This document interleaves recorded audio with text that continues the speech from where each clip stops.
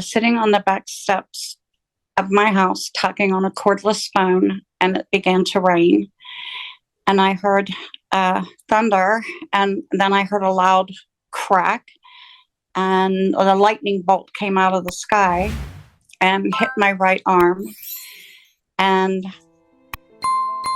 when it did that, I felt this burning, searing, agonizing pain. And the lightning went through my body and then traveled underneath the house, and it left, and it blew the transformer that was right in front of the house. But once it hit me and went through my body, it left black char marks on the concrete steps. And I had felt that pain, that burning, searing pain, and that only lasted for like a minute. And then I just peeled up out of my body. My spirit just came right up out of my body. And I didn't even know I was dead at that point.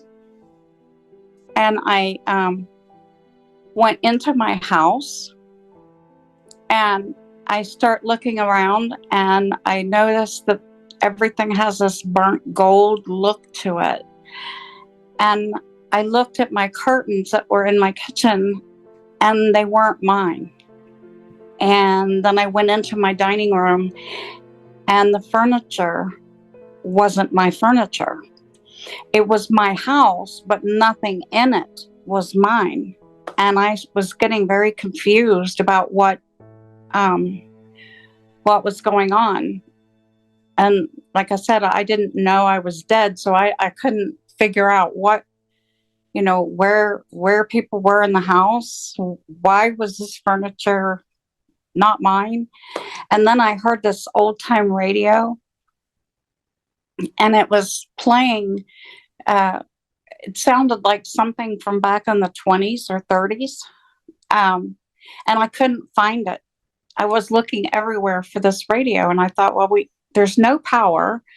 I knew something had happened, but I didn't know I was dead. And I just couldn't find whatever was making that radio sound.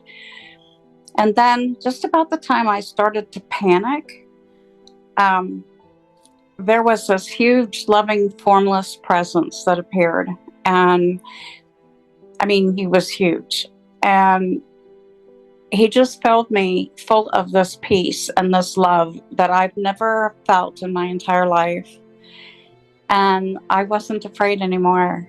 And it was like he just picked me up in his big arms, and we started moving sideways. I didn't go up and I didn't go down, but I went sideways. This presence, and I went sideways. And we were moving very, very quickly through these, what looked like beautiful pink and gold clouds.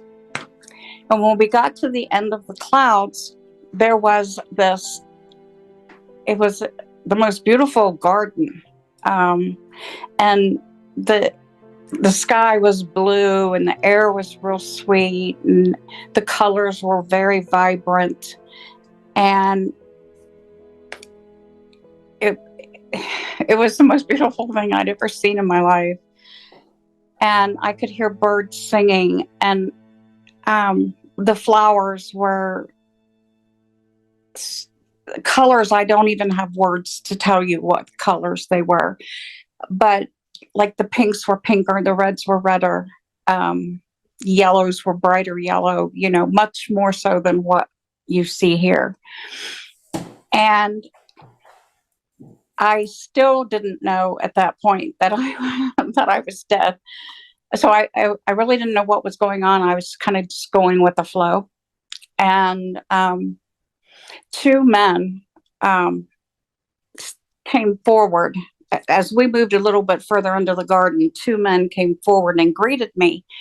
And at first I thought they were angels, but then it hit me because they were wearing this real expensive, finely woven linen clothing, and they were glowing. And I thought that they were angels. And then it hit me like instant divine knowledge. I was like, oh my God, no, those were my two brothers who had died when they were babies. And I was only a baby when they died. So I had never met them, but it was like instant knowledge that these were my brothers.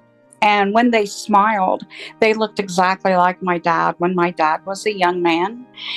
And they were so beautiful. And there was this just amazing, beautiful family reunion. It was so wonderful. And I kept telling him, Dad would be so proud of you, because they were so beautiful. And they appeared to be about the age of between late 20s and early 30s.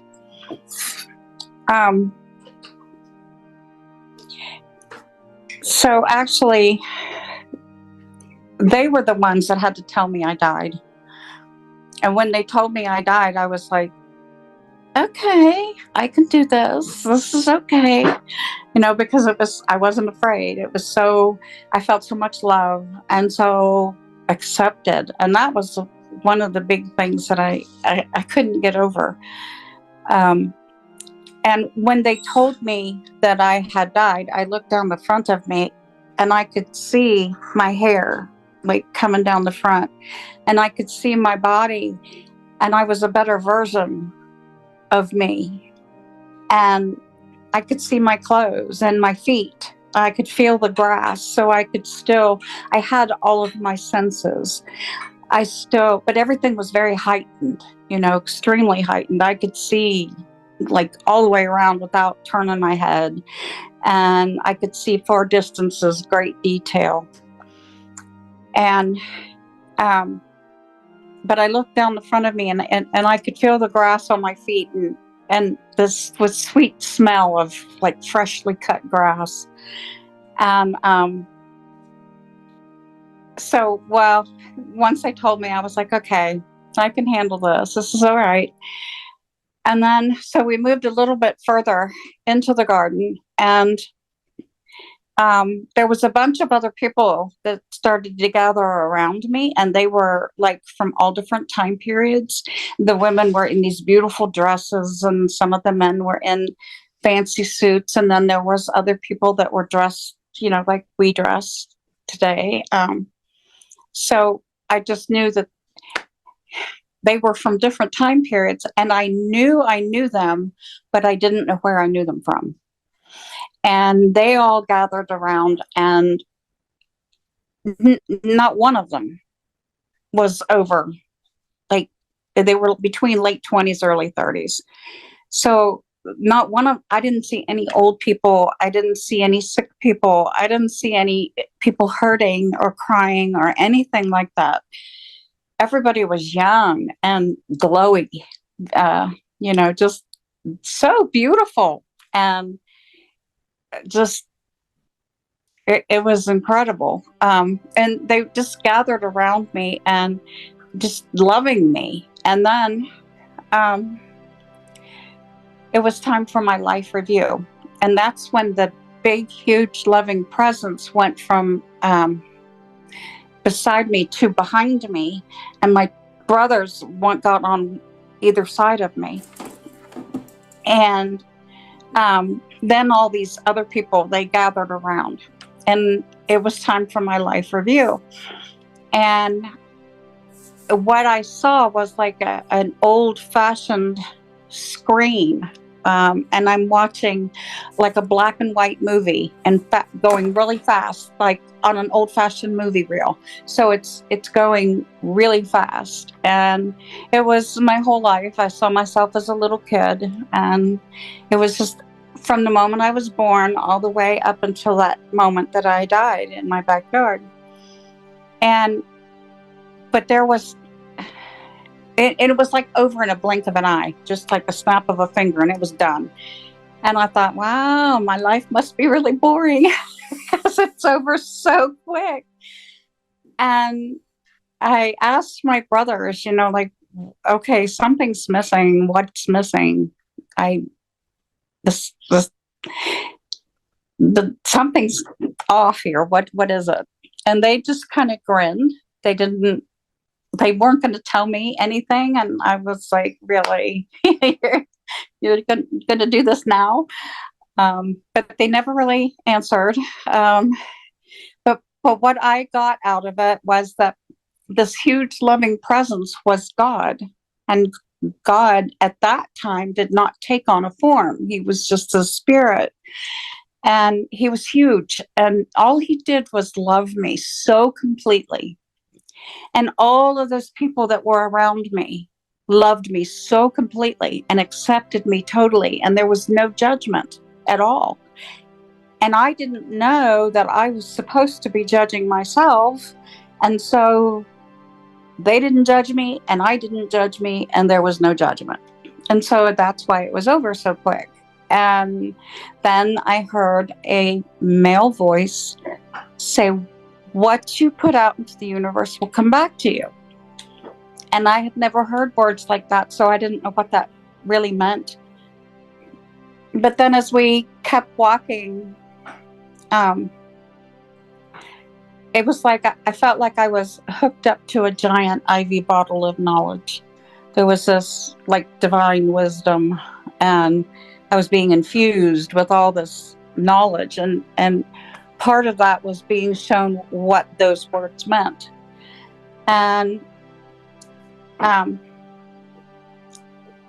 what I was taught was that, or what I was shown was this, I call it the boomerang effect, where you throw a boomerang and it gets faster and faster and it comes back at you. Well, that's kind of like what happens with our thoughts and our words and our actions, and how we treat people here, and what we do goes out into the universe, spins, gains momentum, and then comes back and like a boomerang, and will just smack you right in the head. You don't know when it's coming or how it's coming, but it will come. And so that kind of made me realize I better be a good girl, keep my mouth shut, be nice and loving and compassionate and kind and those kinds of things, because that's what I want to come back to me. I don't want that, that other stuff. So we kept walking, and I was getting more knowledge as we were walking around in the garden. And I, like who God is, what God is, how the universe was put together. And I kept saying to God, you're so awesome. This is so awesome. You're so cool. And I told him, I said, you're so simple. And us human beings make you so complicated, and you're not complicated at all. And I was shocked. I was like, oh my gosh, because he was so, he's not what everybody makes him out to be. And so as that was going on, I was looking around, and I heard this music, and there was music that was what I call big music, huge, big music, many instruments, lots of like orchestras put together, drums and pianos and stringed instruments and that kind of stuff. And I noticed that everything had a vibrational sound. The trees had a sound, the rocks had a sound, the water had a sound, the grass had a sound. And when you take all of those individual sounds and you put it together, you have the most magnificent choir and orchestra that you've ever heard in your life, and everything is singing praises to God. And so I was just kind of, all of this stuff was happening, and I'm sure I was only there for a couple minutes, but it seemed like I was there for weeks and weeks and weeks, because there was no time. There was absolutely no time.